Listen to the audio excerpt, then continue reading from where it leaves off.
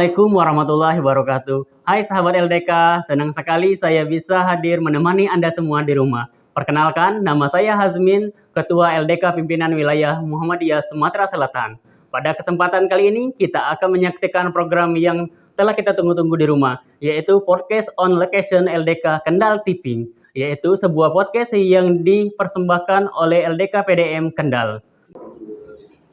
Assalamualaikum warahmatullahi wabarakatuh, para pemirsa LDK Kendal TV yang kami hormati. Perkenalkan, saya Dr. Santoso dari Ketua LDK Pimpinan Wilayah Muhammadiyah Riau.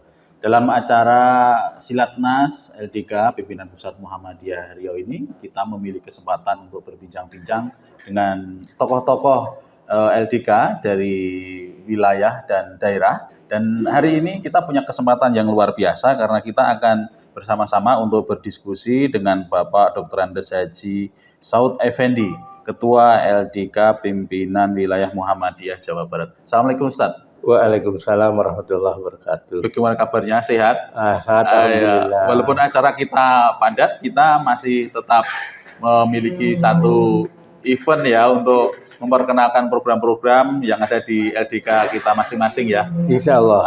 Oke. Ustaz, mungkin bisa dijelaskan, diceritakan bagaimana perkembangan kegiatan LDK yang ada di PWM Jawa Barat sampai dengan saat ini, Ustaz.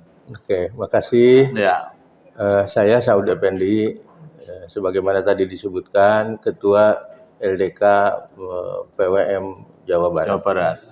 Ada dua fokus yang sedang kita laksanakan. Fokus pertama intern, sesuai dengan tugas, misi, dan visi LDK. Lembaga dakwah komunitas. Yang tentu saja beda dengan majelis tabligh di lingkaran Muhammadiyah, terutama di pimpinan pusat. Hasil Muktamar Solo yang ke-48 dipisahkan antara majelis tabligh dan lembaga dakwah komunitas. Dan ini sudah ditanfiskan. Dan ini sedang kita galakan, mensosialisasikan ke seluruh daerah dan lapisan masyarakat bahwa Muhammadiyah punya lembaga baru yang khusus, namanya lembaga dakwah komunitas. Adapun yang menjadi sasaran fokusnya yang kami lakukan, sasaran komunitasnya ya? Komunitasnya di Provinsi Jawa Barat minimal dua hal. Pertama, bahwa ternyata lahan, medan, dan area dakwah itu sangat luas dan sangat fleksibel. Betul. Barangkali mungkin seluas langit dan bumi lah kata candanya ya. Iya, betul. Jadi tidak hanya sekedar ceramah, tausiah, khutbah, studium general, seminar, tetapi juga harus masuk ke tengah-tengah jantung masyarakat di berbagai komunitas yang kita hadapi. Oke, mungkin ini yang menarik Ustaz, ternyata dakwah komunitas ini merubah paradigma ya. Merubah paradigma dakwah yang awalnya dakwah itu ceramah gitu ya. Sekarang agak berbeda. Lebih dari itu. Kira-kira apa yang diprogramkan? Menurut saya pengertian dakwah itu sangat luas. Seluas aspek kehidupan manusia. Bukan saja sebagaimana tadi disebutkan ceramah, tausiah, khutbah, tetapi juga menyeru, mengajak, mengundang, memberi contoh, menyatu bersama mereka yang menjadi sasaran dakwah dengan berbagai komunitas yang dihadapi. Dan ternyata komunitas dan segmen masyarakat itu luar biasa maraknya, baik itu yang positif maupun yang negatif. Betul. Yang positif harus digarap majelis taklim, harus digarap remaja masjid, harus digarap komunitas-komunitas yang bernuansa religius. Tapi juga ada komunitas-komunitas yang cenderung marginal. Tanda kutip sering-sering konotasinya maksiat. Katakanlah. Dan ini yang menjadi fokus binaan. Itu kira-kira kalau dikelompokkan fokus binaannya komunitas apa aja? Ada fokus binaan yang kita nilai positif adalah yang berdasarkan hobi. Misalnya ada hobinya motor, ada hobinya mancing, ada hobinya lari. Pantran itu sedang tumbuh subur sekarang. Sekarang kita masuk ke sana berbagai macam modifikasinya. Dan itu pun harus kita bina. Kemudian ada juga komunitas-komunitas yang memang jauh dari akhlak dan etika yang mulia.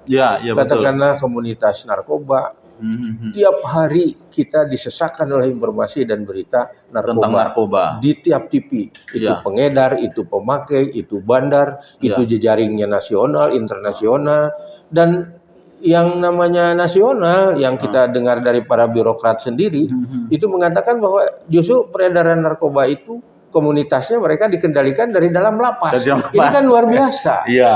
Nah, itu saya pikir perlu pendekatan yang khusus ya. Nah, itu Kira-kira perlu pendekatan khusus, Betul, tidak betul. hanya diceramahi saja belum selesai. iya. Dihutbahi saja belum selesai. Sudah selesai. Kadang-kadang kita fokus, kadang-kadang ada ustadz yang marah-marah di khutbah Jumat misalnya. Aha. Padahal mereka sudah sadar datang ke Jumat, tapi coba lihat tuh mereka yang di terminal. Iya, Coba lihat mereka yang di Iya. kelompok-kelompok jalanan. Coba lihat tuh mereka yang di pengedar, bandar dan jaringan-jaringan narkoba. Iya. Itu yang pertama yang Ya. kemudian Ya. yang kedua saya mengkhususkan fokus untuk menggarap masjid-masjid yang ada di Indonesia.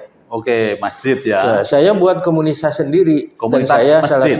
salah seorang ketua pembina masjid yang namanya KMI, Khadamul Masjid Indonesia. Oh, iya. Khadamul Masjid, pelayan di masjid. Pelayan di masjid. Coba menganalogikan kepada bahwa Rasulullah itu adalah khadamul umat, Iya. pelayan umat kan, Ah, sebagai pemimpin tapi juga pelayan umat dan Iya, sebagainya iya. dan sebagainya.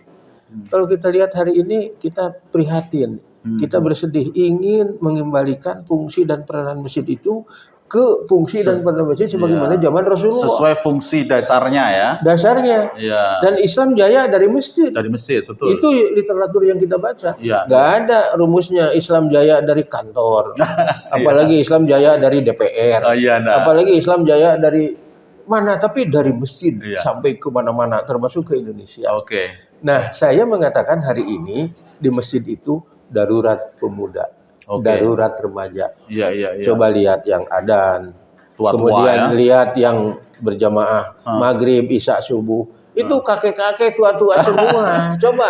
Nah, Iya. ini yang sedang kita fokus Oke. digarap sebagai sebuah komunitas yang Iya. ini positif. Bagaimana menarik remaja dan pemuda masjid untuk kembali ke masjid. Oke, ini Rumah Allah, Baitullah. Ini luar biasa apa yang menjadi program dari LDK pimpinan wilayah Muhammadiyah Jawa Barat ini, Ustaz ya. Mungkin terakhir agak singkat terkait dengan kendala-kendala ya. Mungkin supaya kita bisa belajar bersama. Apa kira-kira kendala agak 1 atau 2 poin yang bisa disebutkan, Ustaz? Iya, tentu ini kan pekerjaan yang benar. Ini adalah pekerjaan yang mulia. Ini adalah kan pekerjaan yang kita cita-citakan ingin dalam rangka taqarrub ilallah. Ya, Tentu betul. kendalanya banyak, tantangannya hebat dan luar biasa. Aha. Ya, setan mengelilingi kita semua. Iya. Melalui berbagai macam jalur. Betul. Melalui organisasi ini komunitas-komunitas yang tadi. Sementara kita juga sering terkendala dengan kualitas dai itu sendiri. Satu kualitas ya. Kualitas Jadi dai ya. artinya dai yang bergerak di dakwah komunitas itu adalah dai-dai yang berkompetensi tinggi untuk mampu menghadapi lingkungan dan situasi masyarakat yang serba carut marut seperti ini. Gak bisa dihadapi dengan pikiran biasa-biasa saja. Datang ceramah, mimbar, pulang, dapat amplop, selesai. Itu tidak akan banyak membawa perubahan. Artinya yang harus kita siapkan ke depan adalah bahwa kita perlu mensiapkan dai-dai komunitas yang hebat, ya kan? Jadi pertama itu SDM. Ya, SDM. Kendalanya di SDM antara lain. Mungkin itu yang bisa kita share ya kepada para pemirsa sekalian, kepada para pemirsa LDK Kendal TV yang luar biasa. Dari diskusi kita pada hari ini, pada kesempatan ini adalah bahwa mempersiapkan generasi-generasi dakwah, terutama untuk generasi dakwah komunitas, ini satu hal yang sangat kita pentingkan dan kita butuhkan. Dan pimpinan LDK Pusat Muhammadiyah memiliki concern terhadap ini dan kita dukung bersama-sama dengan satu spirit dan semangat. LDK cerah dan mencerahkan. LDK Kendal TV, yes. Luar biasa. Terima kasih, Ustaz. Assalamualaikum warahmatullahi wabarakatuh. Sama-sama. Barakallah fiikum. Insya Allah.